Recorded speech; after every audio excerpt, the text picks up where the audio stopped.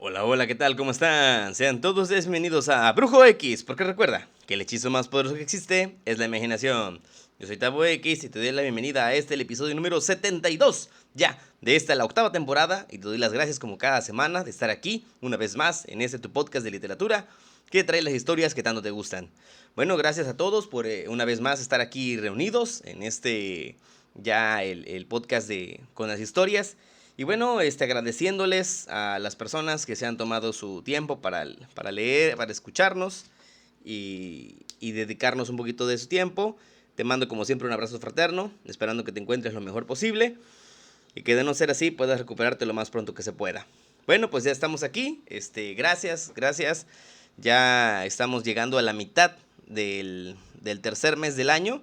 Estamos ya en 2026, dejando esta constancia para el paso del tiempo. Y bueno, esta semana vamos a platicar de un cuento que tiene hace un tiempo tuve la gran oportunidad de leerlo. Estuve haciendo por ahí revisando unas historias y me gustó el trabajo de este escritor. Es un escritor de origen belga.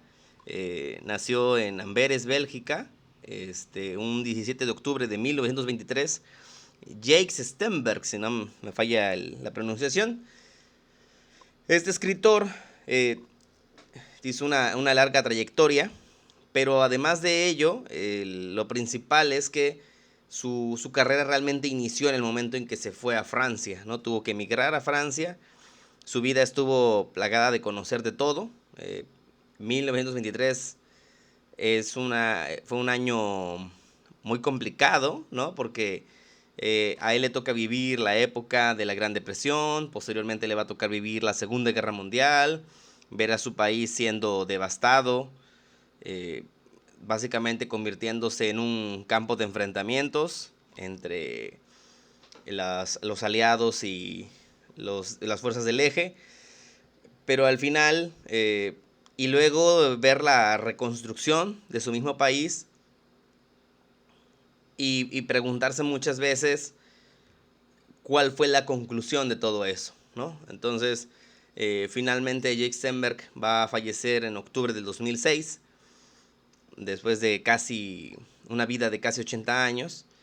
Y bueno, a lo largo de su vida como escritor y otras cosas que pudo desempeñarse, le gustaba hacer diferentes tipos de novelas, escritos y ensayos. Entre ellos tiene un cuento corto, muy breve, que pueden encontrar de manera gratuita en internet si tienen el interés y el tiempo. La verdad es que se los recomiendo porque es sumamente corto.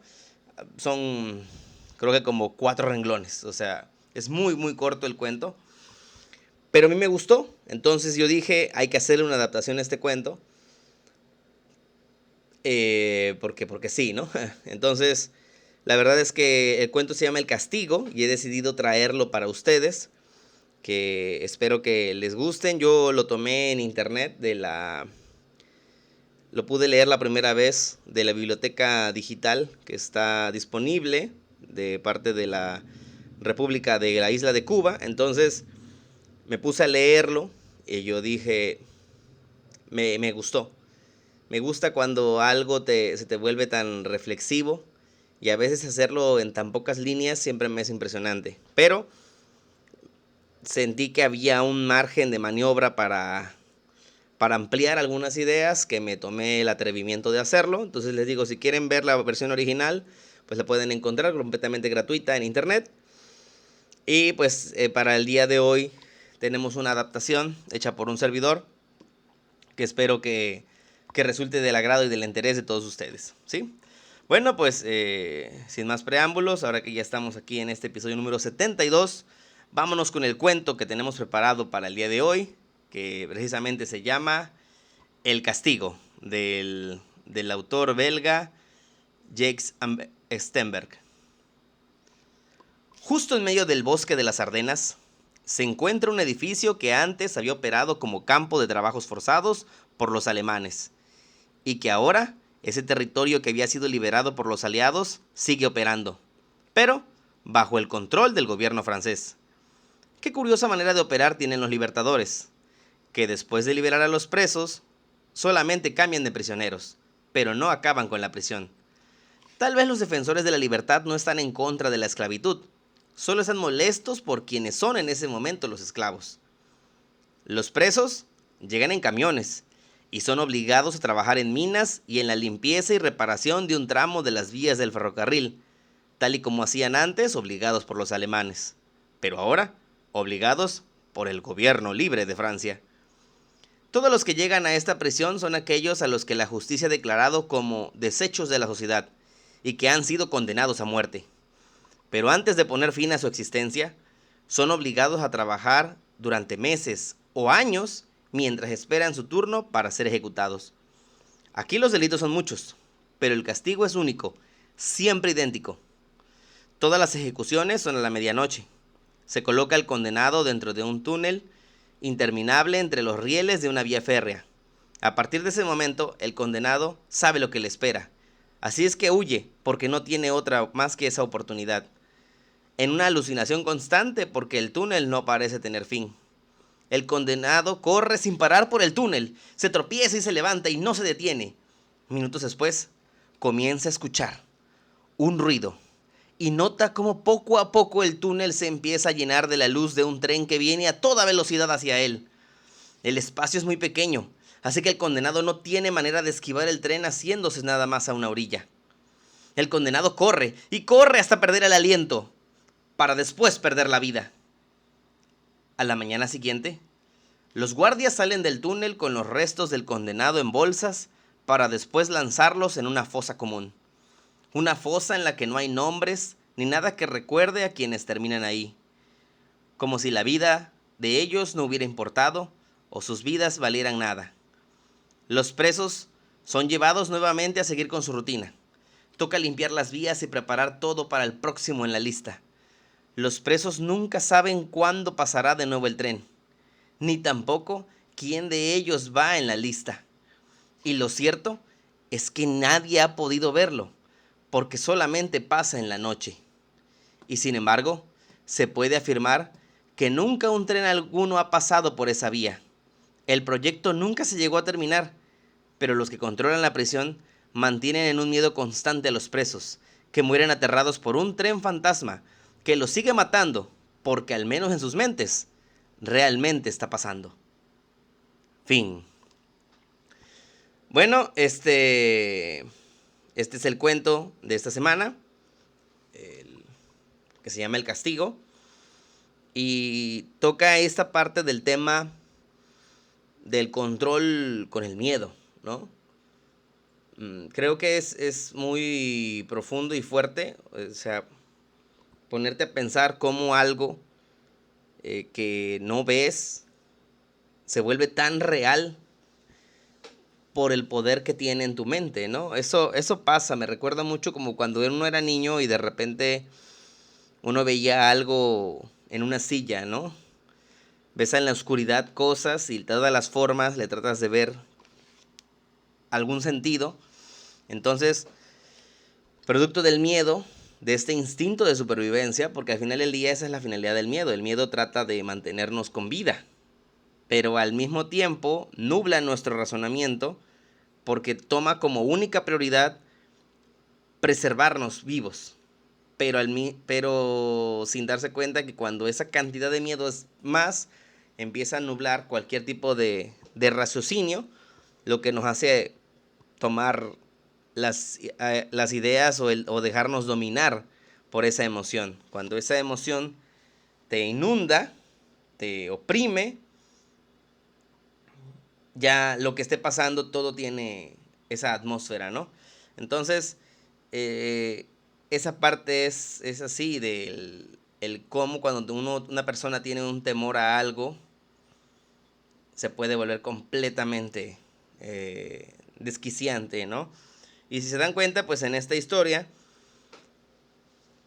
tenemos aquí a personas a las que todos los días los pones a trabajar para una vía férrea, aparte de que pues hacen trabajo forzado, pero es como obligarlos a cavar sus propias tumbas, ¿no? Entonces, nadie sabe quién sigue, ¿Cuándo va a ser? Nada más de repente un día llegan, toman al prisionero en la noche, se lo llevan al túnel y lo sueltan. Y él empieza a correr lo más rápido que puede.